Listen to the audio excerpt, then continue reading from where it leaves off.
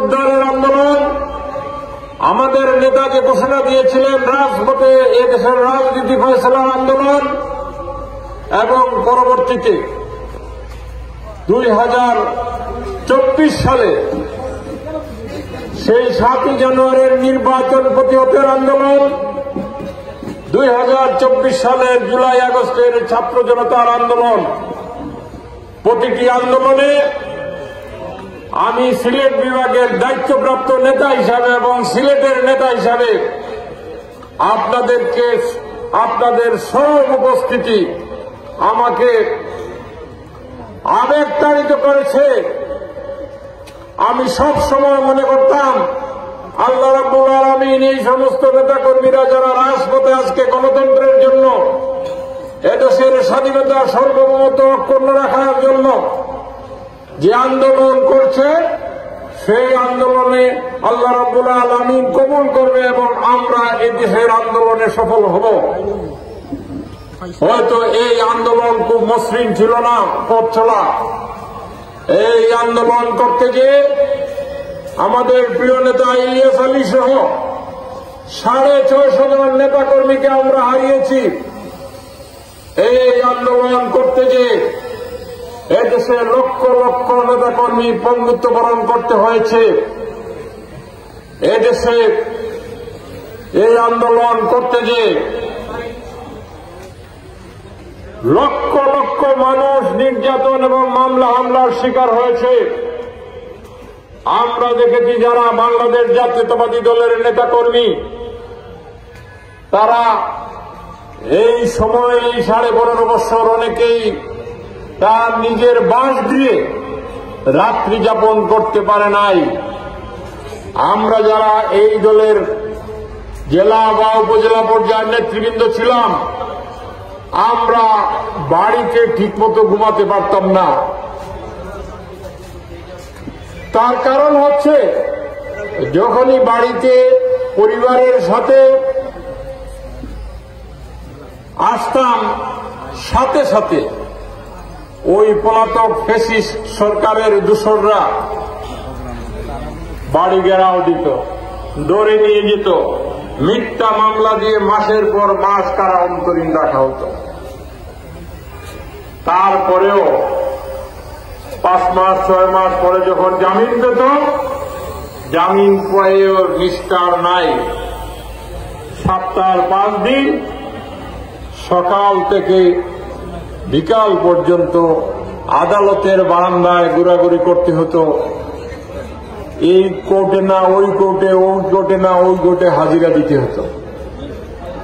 যদি এই হাজিরা একদিন অনুপস্থিত থাকত, ওয়ারেন্ট হতো, পুনরায় গ্রেফতার হতো। এই অবস্থা বাংলাদেশ জাতীয়তাবাদী দলের সর্বস্তরের নেতা কর্মী এবং এই সারিতে যারা বসা আছেন, আবুল কাসেম সহ অনেকেই আমরা একসাথে মামলার আসামি। আমরা ওই আদালত প্রাঙ্গণেই পুরো জেলার নেতাকর্মীরা আমরা প্রতিনিয়ত এই হাজিরার জনতার অধিকারের জন্য আমাদের নেত্রী বেগম খালেদা জিয়া বছরের পর বছর জেল খেটেছেন, গৃহবন্দী থেকেছেন। আমরা পিছপা হই নাই। আমাদের নেতা তারেক রহমান দেশান্তর হয়েছেন, কিন্তু আমরা ওই ফ্যাসিস্টের সাথে আপোষ করি নাই।